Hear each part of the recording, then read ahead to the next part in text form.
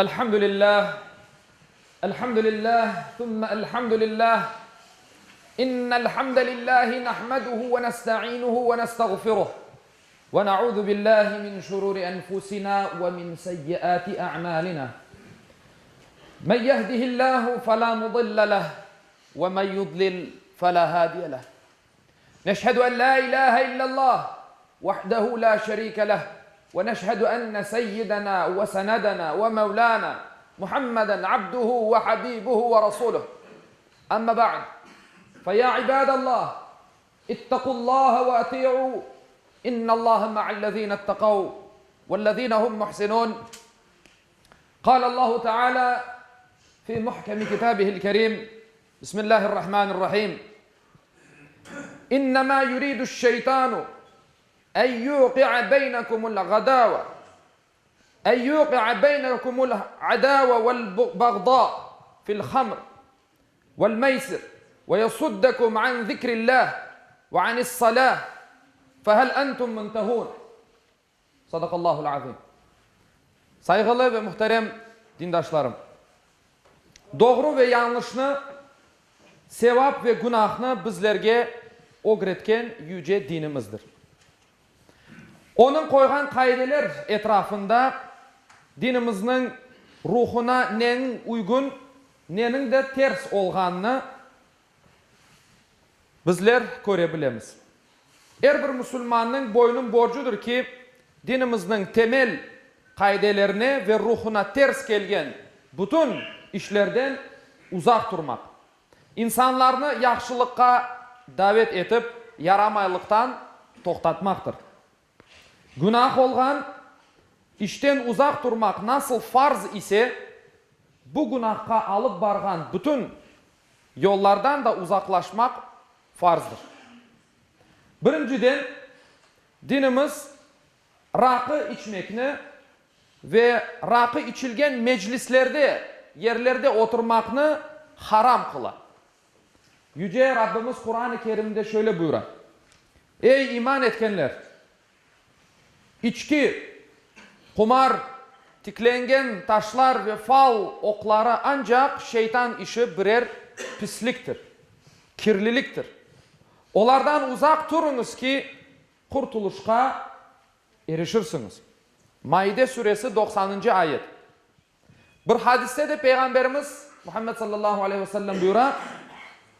Allah Teala rakı içkenge, içirgenge, onu alıp satkanga, yapkanga, saklaganga, taşıganga, özüne alıp barganga ve akçasını aşağanga lanet etti. İkinciden, dinimiz yalanlı ve yalanla hareket etmekni yasak etti. Yüce Rabbimiz Zariyat suresinin 10 ve 11. ayetlerinde böyle buyurar. Yok olsun o yalancılar.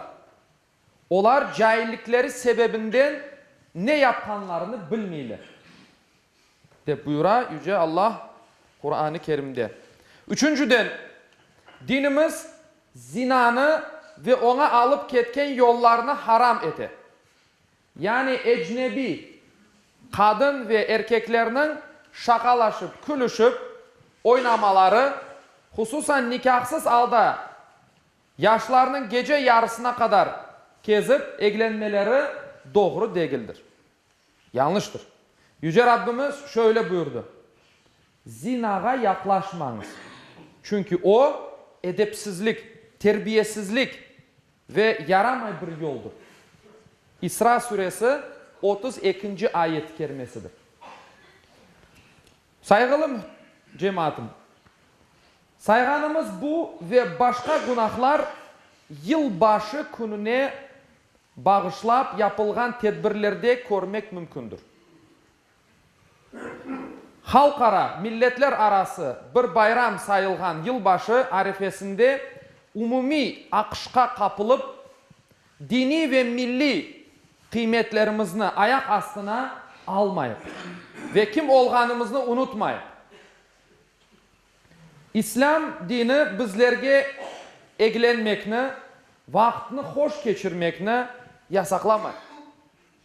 Ama israf, terbiyesizlik ve ölçüsüz hareketlerden temizlemek istiyor.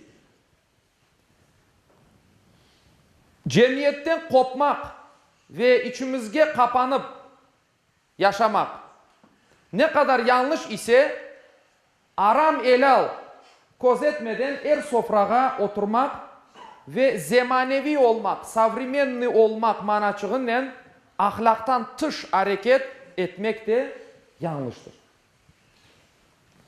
Müslüman dini ve milli ölçüler çerçevesinde rahatlanmalı. İbadetlerini, hususan namazını asla kaçırmamalıdır. Ayrıca şu günleri israftan ve terek kesmekten de vazgeçmeli. Bu günge mahsus işte yapılgan, tabiatka yapılgan zararlarını hepimiz bilemiz ve göremiz. Çam teregi tek bizim memlekette 500 hektar kadar kesili.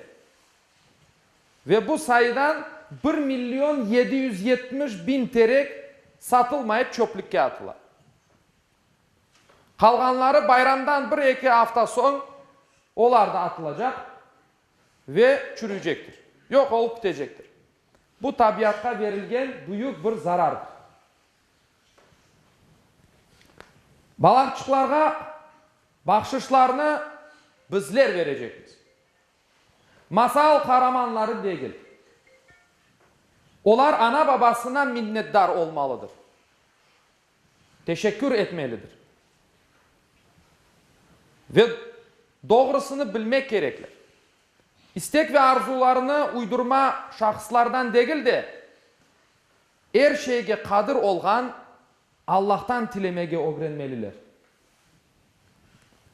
Kadir olgan Allah'tan tilemege öğrenmek gerekler. Öğrenmeliler ki başka bir güçke, kudretke yönelmesinler. Kıymetler hiyerarşiyasında bozulup olmasın, meydana gelmesin. Aksi halde bu yanlış bir terbiye olur. Biz iman, İslam, urf ve adetlerimizge tayangan oz bayramlarımızga, tarihimizdeki mühim günlerge ve mübarek gecelerge sevgi ve hürmetini aşlayık. Oz dini ve milli değerlerimizge sahip çıkıp gelecek nesillerimizni doğruluk, samimiyet, çin yüreklilik, namaz, dua ve zikirle terbiye etmekni özümüzge vazife bileyik. Biz bunu yapmasak şeytan yaş neslinin gönlünü ve hayalını öz çirkin ve günah amellerinden doldurur. Hutbemin başında okuğanım ayetin manası ne? Sözümü yekünlemek isteyeyim. Yüce Allah Maide suresinin 91. ayetinde şöyle buyurar. Şeytan rakı ve kumarla sizin aranızga düşmanlık ve kinnin yayılmasını isteyip ve sizni Allah'ını anmaktan ve namazdan uzaklaştırar. Endi bu gibi günahlardan vazgeçtiniz. Öyle değil mi? Allah-u Teala bir sual şeklinde şu ayetini bitirir. Yani bu günahlardan, bu çirkinlikten vazgeçtiniz değil mi endi? Yeter. Vazgeçmemizni istiyor Yüce Allah. Bizler her türlü milletke, her türlü milletin bayramına, her türlü milletin dini mensubiyetine saygımız vardır. Ama oz dinimizin, oz urf adetlerimizin kıymetlerini evvela özlerimiz yaşamak gerekmiz ve evlatlarımıza aşılatmak gerekmiz. Allah-u Teala cümlemizge hayırlı ve bereketli bir ömür yaşayıp hayırlı nesiller terbiye etmeye kısmet eylesin. Ve ahiru davana enilhamdülillahi rabbil alemin. Ela inne ahsanel kelam ve ablagan nizam. Kelamullahil melikil azizil allam. Kema kâle Allahu tebareke ve teala fil kelam. وإذا قرئ القرآن فاستمعوا له وأنصتوا لعلكم ترحمون. بسم الله الرحمن الرحيم. إن الدين عند الله الإسلام. صدق الله العظيم.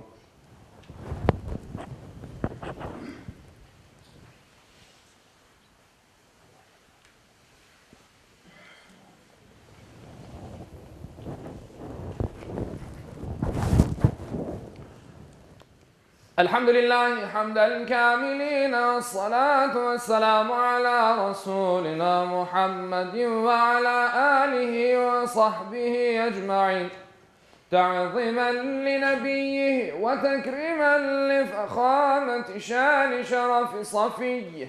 فقال عز وجل من قائل مخبرا وآمرا: إن الله وملائكته يصلون على النبي يا أيها الذين آمنوا صلوا عليه وسلموا تسليما. اللهم صل على محمد وعلى آل محمد كما صليت على إبراهيم وعلى آل إبراهيم إنك حميد مجيد. اللهم بارك على محمد وعلى آل محمد كما باركت على إبراهيم وعلى آل إبراهيم إنك حميد مجيد.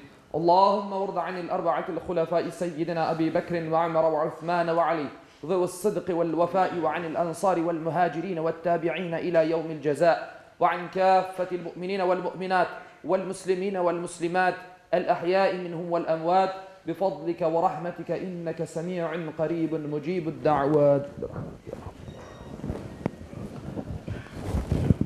عباد الله، إن الله يأمر بالعدل والإحسان وإيتاء ذي القربى وينهى عن الفحشاء والمنكر والبغي يعظكم لعلكم تذكرون. صدق الله العظيم. Okuğanım ayette Yüce Allah şöyle buyurar: şüphesiz Allah adaletini, yaxşılık yapmakını ve soy sopka yardım etmekini emir eder. Edepsizlik, fenalık, isyan etip zulüm işlemekini de yasaklar. Tuşunup uymanız için sizlerge nasihat verir. Cumanız hayırlı ve mübarek olsun.